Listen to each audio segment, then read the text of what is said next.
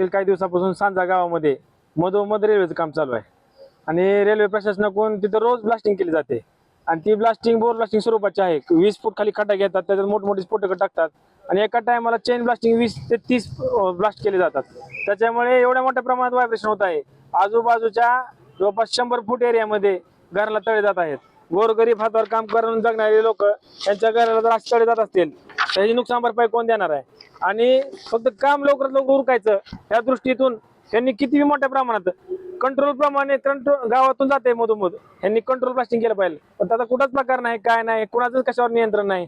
त्यामुळे आज आम्ही जिल्हाधिकारी साहेबांना भेटून या गोष्टीची माहिती दिली व ही प्रकार लवकरात लवकर बंद करावा व बारक्या प्रमाणात ब्लास्टिंग करून ते साफ करावं आणि रेल्वेचं ही आमची मागणी आहे.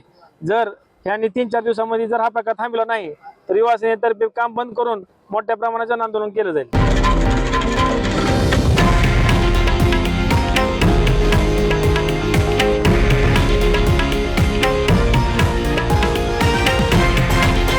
हे आहे देशातील नंबर 1 न्यूज नेटवर्क आणि आपण पाहत आहात TV9 मराठी, एकमेव.